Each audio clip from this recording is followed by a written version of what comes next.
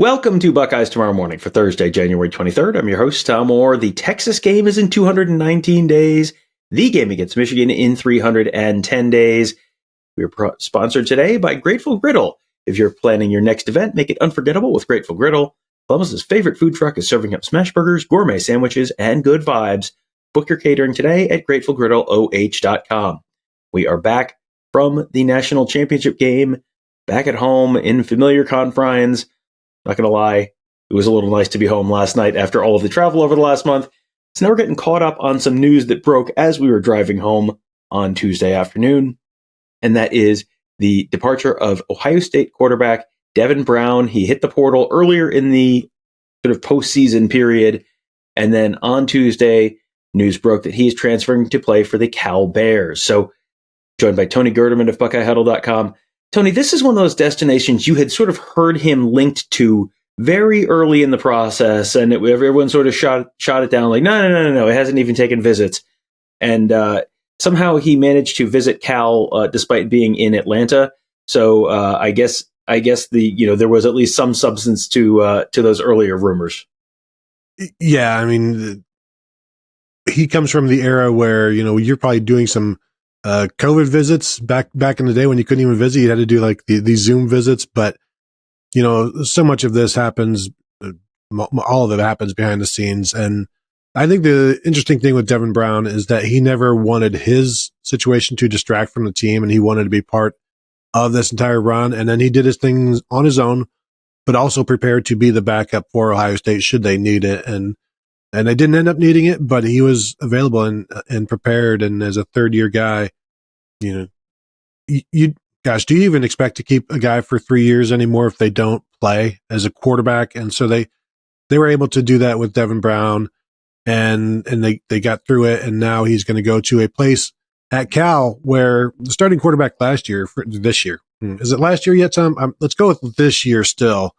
Fernando Mendoza, who is, he's since transferred, but he threw for 3,000 yards in 11 games. Like he's averaging 270 yards passing a game this season. So that's kind of an enticing thing for Devin Brown, who now follows Kyle McCord as an Ohio State transfer quarterback, former 5-star guy, heading off to the ACC. Yeah, I was thinking about that. I was like, well, who are they going to play next year? And I looked and I'm like, why do they have all these ACC teams on their schedule? That's, I don't know what the A stands for, but it can't possibly be Atlantic because I know where Cal is located and it is nowhere near there. So yes, welcome to the brave new and incredibly weird world of college football. He does feel like this is going to be a great opportunity for him because he just, in Columbus, he seemed like he was perpetually part of the conversation for multiple seasons. I mean, 2 full seasons, there was a, legit, there was a quarterback battle and, who's going to be the starting quarterback and all that kind of stuff. And you kind of had a sense in 2023 it was going to be Kyle McCord, and you had certainly a pretty strong feeling in 2024 that it was going to be Will Howard, but he felt like he was around this conversation for so long. And you look at his career numbers, and it's a lot like Cal in the ACC. You look and you go, that can't be right. 27-48 for 331 yards, 3 touchdowns, 1 pick. His biggest game as a Buckeye against Youngstown State in 2023, that was the second game of the season where Kyle McCord had started the first game. And so they were going to give Devin Brown more run in the second game to sort of have the open quarterback competition thing going on. That his biggest game of his career was against Youngstown State in 2023, 7-13, 101 yards. The only other game of real note for him was against Purdue later in the year. He played, they ran kind of the Tate Martell package for him. He had 8 rushes for 20 yards, had a touchdown rushing, had a fumble as well, 1 of 2 passing. He had 58 yards to Brandon Inniss for a touchdown. But you look at his numbers, and it's just like, where's the rest of his career? He's been around forever. That feels like that should be 1 game worth of line for him, and instead it's his career. But it just feels like he was just always injured, and not like horrendously injured, but just injured enough at the wrong times that it really cost him an opportunity. He was never quite the starter, but it always kind of cost him an opportunity to get back in that conversation. Yeah, what happens if he plays that Cotton Bowl and leads Ohio State to a big victory and plays very, very well in that game against Missouri? Does that change things? Does that give him the momentum and the kind of boost that he needed? But whether it was like missing the end of spring in 2023, there's a finger injury, there's an ankle injury. It was just, this was the most he's ever been healthy this year. But, he threw 2 passes over the course of the final 9-10 games of the season, and was not necessarily, didn't play as much as some backups in Ohio State history, but did have an amazing throw to Jeremiah Smith for a touchdown, amazing catch and throw against Michigan State that everybody will remember when Will Howard had to leave the game with an injury and Devin Brown came in and delivered. And, maybe that's going to be one of his defining moments at Ohio State. And again, it's hard to find some when you're a Buckeye, a backup quarterback, but he did have some. And again, he stuck it out. And when other playoff backup quarterbacks who had a larger role than Devin Brown were leaving and entering the portal around the country, he stuck it out with the Buckeyes, and he was there till the end.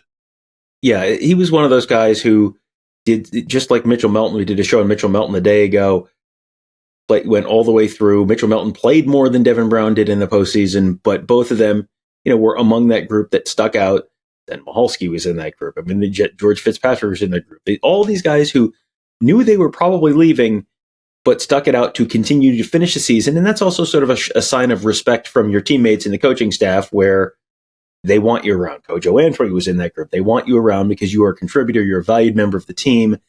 Everyone sort of understands, and that's, I think, where Ohio State fans should be with this. Like, everyone should understand that this is a great opportunity for Devin Brown. Just, you tip your hat, you say, go be great. And then now it's time to look forward to 2025. And it certainly provides a little bit more of a clear picture in terms of what that quarterback position is going to look like this year. You have Julian Sayin coming back for his second year.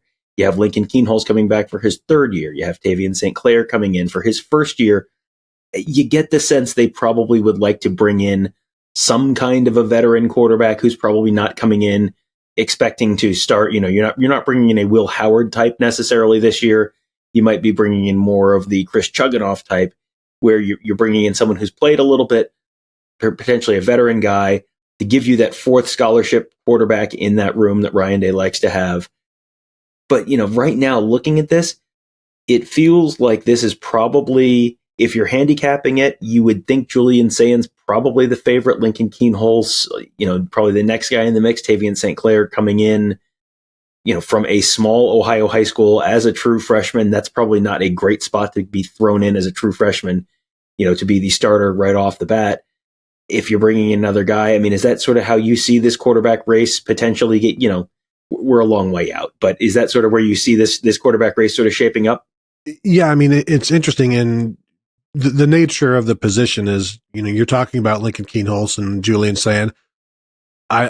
Let's see if they're in spring camp for the Buckeyes. That sort of thing. That's how you have to think about the quarterback position. And Julian Sayin played 27 snaps this year, 4 games. Lincoln Keenholz played 8 snaps in 2 games this year. Keenholz played 40 against Missouri in that game last year in the Cotton Bowl, and that's the most experience he's gotten. So neither of these guys are, head and shoulders like above anybody right now. But I do think Julian Sayin coming in and moving past Lincoln Keenholz as a true freshman, that's a significant thing. And then Ryan Day talking about how Julian Sayin was pushing Devin Brown to be the backup at times this season, and you saw they started to trust him more, tried to get him in some games there late, and they all got to play against Tennessee, which I thought was interesting.